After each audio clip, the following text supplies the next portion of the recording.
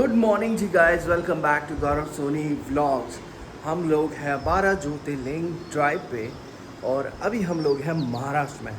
महाराष्ट्र में आज हम करने जा रहे हैं हमारा दूसरा ज्योतिर्लिंग जिसका नाम है घृष्णेश्वर। और घृष्णेश्वर पड़ता है औरंगाबाद यानी कि छत्रपति संभाजी नगर में।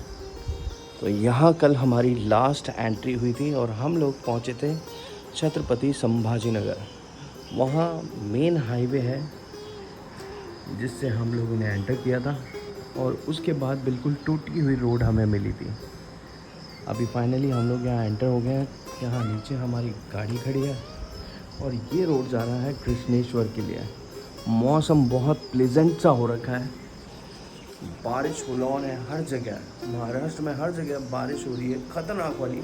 और बारिश के नज़ारे लेते हुए हम हमारी इस मॉनसून ड्राइव को 12 ज्योतिर्लिंग के साथ कर रहे हैं। इसी के साथ में यहाँ पे है एलोरा की गुफाएं। हमारी हिस्ट्री बुक्स में हमने अजंता एलोरा के बारे में पढ़ा हुआ है और उन्हीं में से एक है एलोरा की ये विश्व प्रसिद्ध गुफाएं जिन्हें देखने के लिए दुनिया से लोग आते हैं। हम लकी हैं कि हमारे साथ साथ हमें बहुत सारी चीज़ें यहाँ नई देखने को मिल रही है। तो चलो व्लॉग को शुरू करते हैं और आज के दिन में हम देखेंगे घृष्णेश्वर ज्योतिर्लिंग। देखो भाई, एंटर करते ही हमें इस तरह की रोड मिली है जो कि पूरी तरह से फ्लोडेड रोड है, पूरी टूटी हुई है और 200-400 मीटर तक ये ऐसी ही मिलेगी।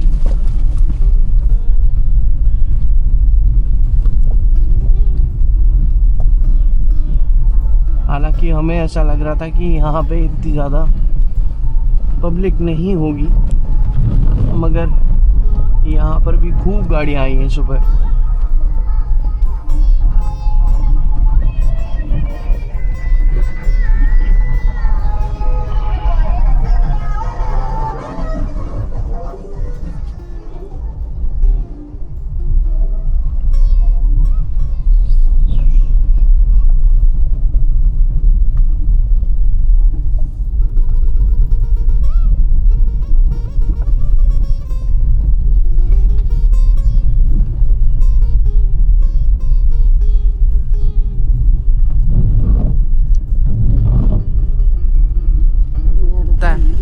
देखो गाइज, ये है नेशनल हाईवे 52। जैसा कि आप लोगों को पता है, यहाँ से हम घृष्णेश्वर की तरफ जाते हैं जो कि ज्योतिर्लिंग है। और यहाँ पे भैया हैं जिन्होंने बताया कि इस रोड का काम बहुत सालों से चल रहा है। भैया, कितने सालों से ये रोड ऐसा है? कम 12-13 साल तो होते आ रहे सर, ऐसा ही रोड हुआ है। तो आप लोगों को तो बहुत परेशानी होती होगी लोकल्स को? परेशानी होती है, पानी गाड़ियों को नीचे से पूरा लग जाती है गाड़ियाँ। और बारिश में तो और ज़्यादा होती होगी? बारिश में बहुत ज़्यादा होती है। तो गाइस ये देखो, ये पूरा रोड ना डैमेज्ड है। मतलब 12-13 साल से इस रोड के यही हाल है। ये रास्ता है जो एलोरा की तरफ जाता है और एलोरा वर्ल्ड हेरिटेज साइट का हिस्सा है। और अगर किसी चीज़ को आप वर्ल्ड हेरिटेज साइट से जोड़ रहे हो, उसके रोड के ये हाल है। महाराष्ट्र के छत्रपति संभाजी नगर में हम लोग हैं और रोड का हाल देखो। और ये कोई छोटा मोटा हिस्सा नहीं, ये बहुत बड़ा हिस्सा है जो कि डैमेज्ड है। और जैसा इन्होंने बताया कि यहाँ पे गाड़ियाँ अड़ जाती हैं नीचे तक।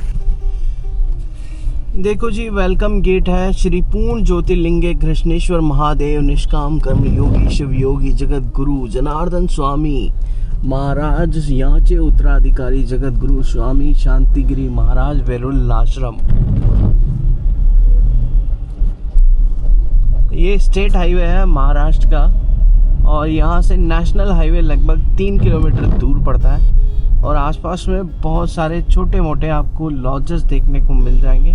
हमने जब एंटर किया था हमें ऐसे लग रहा था कि शायद आगे कहीं होटल लॉजेस वगैरह नहीं मिलेंगे, मगर हमें बहुत अच्छा एक होटल मिल गया था कल रात को ही।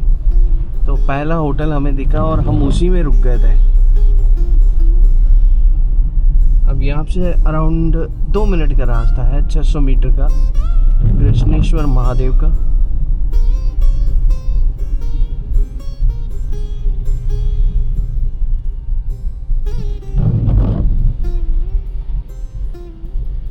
और यहीं पे पार्श्वनाथ दिगंबर मंदिर है एलोरा।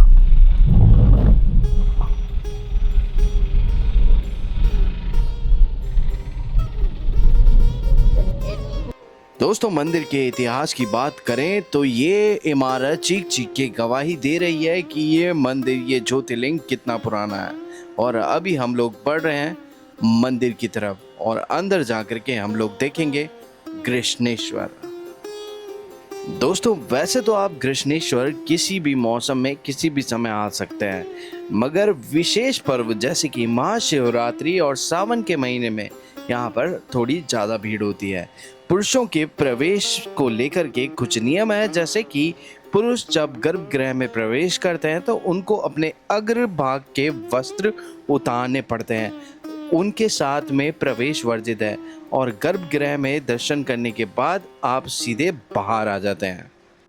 भगवान शिव के अन्य ज्योतिर्लिंगों के मुकाबले में कृष्णेश्वर का गर्भगृह थोड़ा ज़्यादा बड़ा है और यहाँ पे आप अपने अनुसार पूजा भी करवा सकते हैं। और जो मुझे यहाँ की सबसे अन्य खास बात लगी वो ये कि यहाँ पे वीआईपी ट्रीटमेंट नहीं है, मतलब कि यहाँ पे वीआईपी लाइन नहीं लगती। 16वीं शताब्दी के मध्य औरंगजेब ने इस मंदिर को तोड़ने की बहुत बार कोशिश की, मगर उस समय यहाँ का प्रवेश द्वार बहुत छोटा था और औरंगजेब को झुकना पसंद नहीं था। इस कारण यहाँ पर कभी हमला हो ही नहीं पाया। दोस्तों, पुराणों के अनुसार महाराष्ट्र के औरंगाबाद में रहने वाली घुष्मा एक शिव भक्त महिला थी। वो रोज 100 मिट्टी के शिवलिंग बनाकर पूजा करती थी और सरोवर में विसर्जित करती थी। उनकी भक्ति से प्रसन्न होकर भगवान शिव ने उसे एक पुत्र दिया, लेकिन उसकी सौत सुदेहा ने ईर्ष्या में आकर उस पुत्र की हत्या कर दी और उस शव को उसी सरोवर में फेंक दिया। घुष्मा ने क्रोधित होने के बजाय शिव पर भरोसा बनाए रखा और पूजा जारी रखी।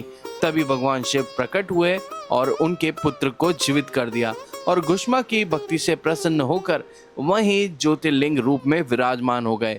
इसलिए इसे कृष्णेश्वर या घुष्मेश्वर ज्योतिर्लिंग कहा जाता है, जो 12वां और अंतिम ज्योतिर्लिंग है।